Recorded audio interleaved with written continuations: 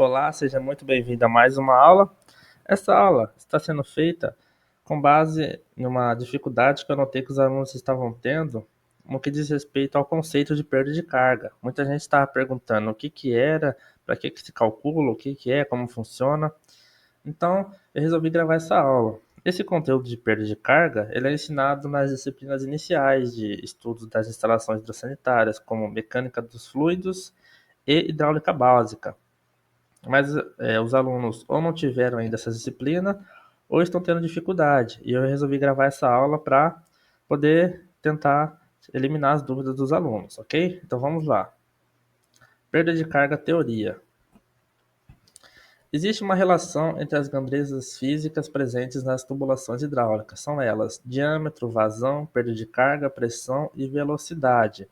Então a gente tem, por exemplo, que quanto maior o diâmetro, maior é a vazão, maior a quantidade de água que pode passar. Vazão é isso, a quantidade de água que pode escorrer por esse tubo. Quanto maior o diâmetro, menor é a perda de carga, porque menor vai ser o choque entre as partículas de água e, consequentemente, menor a perda de carga. Esse conceito de perda de carga ele vai ser abordado ao longo de toda a aula, então não se preocupe se você não entender no primeiro momento. Quanto maior for o diâmetro, menor vai ser a pressão, porque se menor for a perda de carga, menores percas, a água vai chegar com força total, então maior pressão. E quanto maior for o diâmetro, menor é a velocidade. Vamos ver um exemplo aqui na frente. Aqui a gente tem a equação da continuidade.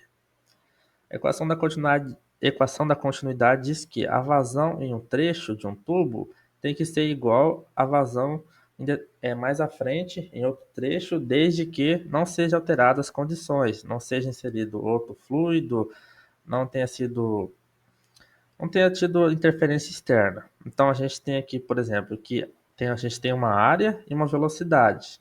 Lá na frente tem que ser o mesmo valor de vazão, não que a área e a velocidade tenham que ser iguais. Por exemplo, se a gente diminuir a área, a gente vai ter a velocidade maior. Se a gente aumentar a velocidade, a área vai ser menor. Então, por exemplo, o que é vazão? É área vezes velocidade. Então, aqui, na seção 1, área 1 vezes velocidade 1 tem que ser igual a área 2 vezes velocidade 2.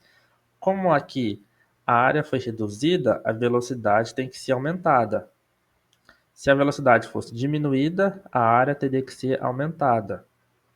Onde a gente vê um exemplo prático disso? Na mangueira. Você está lá regando o seu jardim com a mangueira ou está lavando o seu carro e você vai e coloca o seu dedo na ponta da mangueira. Você percebe que a água começa a jorrar mais forte. Muita gente diz que aumentou a pressão, mas está errado. Você não aumentou a pressão, você aumentou a velocidade. Pressão é um outro conceito. Como a gente aqui é profissional técnico, a gente tem que falar o termo correto. Aumentou a velocidade. Não seja um leigo falar que aumentou a pressão. Não aumentou a pressão. Você aumentou a perda de carga naquele ponto devido a maiores choques da água com seu dedo, com as paredes aqui do tubo, no caso vai ser da mangueira lá, e você aumentou unicamente a velocidade. Você vê que a água realmente começa a jorrar mais forte, mas é simplesmente a velocidade. Devido ao encurtamento aqui da seção de saída, o fluido ele tem a capacidade de aumentar a sua velocidade de escoamento. Perda de carga é o conceito principal dessa aula. É a perda de energia durante o escoamento, causada por atrito entre as partículas e entre o líquido, entre as partículas de água e entre o líquido e a parede interna do tubo, podendo ser distribuída, que a gente tem ao longo do comprimento do tubo, e localizada, que está relacionada à conexão hidráulica. Então, por exemplo, o joelho tem uma perda de carga, T, curva, registros e assim por diante. Perda de carga, você poderia também, fazendo uma analogia, imaginar o seguinte: você está na sua casa, aí você vai a pé ao supermercado. Vamos supor que o supermercado fique a 4 quadras da sua casa. Você sai da sua casa e chega no mercado. Quando você chega no mercado, você não chega com a mesma energia que saiu. Por quê? Porque você cansou. Então, você fazendo uma analogia, é praticamente a mesma coisa que acontece com a água. Ela sai com energia de um ponto, quando ela chega num ponto mais adiante, ela perdeu energia, ela não chega com a mesma energia. Então, fazendo uma analogia, é quase a mesma coisa, não é exatamente a mesma coisa, mas é uma forma de você imaginar a perda de carga.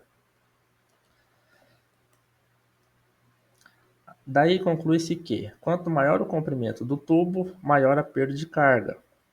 Quanto mais conexões na tubulação, maior a perda de carga também. Dessas condições, a gente conclui isso aqui. Equação de Bernoulli.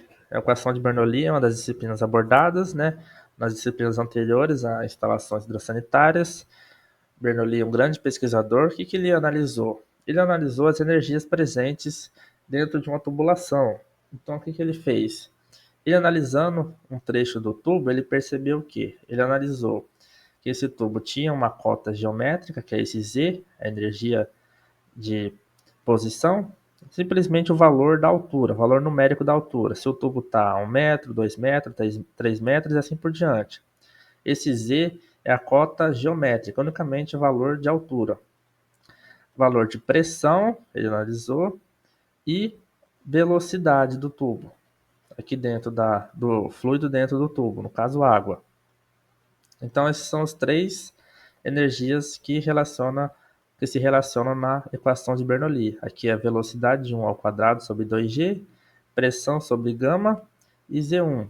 Soma-se os três e você tem a equação de Bernoulli. A energia cinética, né, relacionada à velocidade, a energia piezométrica, relacionada à pressão, dividido pelo peso específico da água, e a altura, a cota geométrica. Então, ele analisando essas grandezas aqui em um trecho do tubo, ele analisou mais à frente desse mesmo tubo e percebeu que a cota geométrica se manteve, a velocidade também se manteve, só que a pressão caiu. Por que a pressão caiu? Porque teve perda de carga.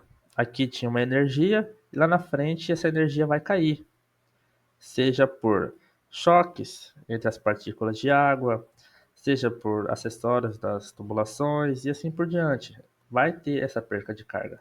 Necessariamente, é uma característica do fluido, vai ter a perda de carga.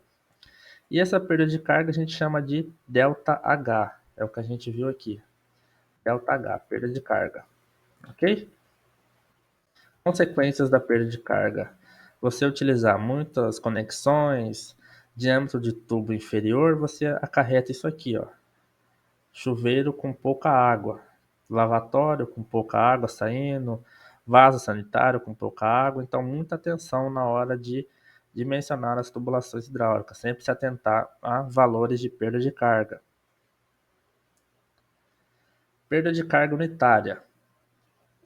Fórmula de cálculo de acordo com a NBR 5626. É relacionada ao comprimento do tubo e também de acordo com a sua rugosidade.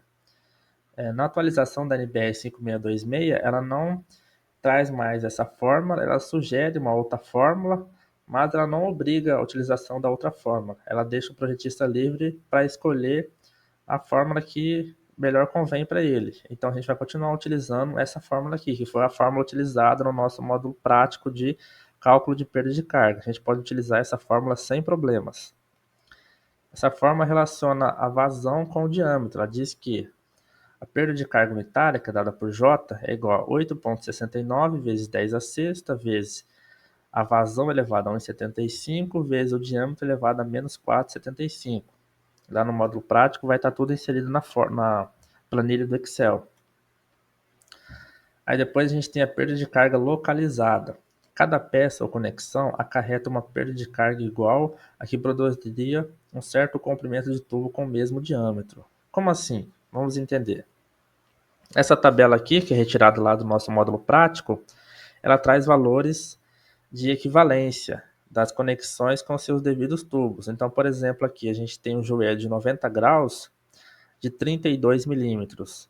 Ele vai produzir uma perda de carga equivalente a um tubo de 32 milímetros de 1,50 m. Então, esse pedacinho de joelho de 90 graus produz uma perda de carga semelhante a um tubo de 32 milímetros de 1,5 m. Então, se você analisar outra peça aqui, por exemplo, um T 90 graus de saída de lado, de diâmetro 25, produz a mesma perda de carga que um tubo de 25 com 2,4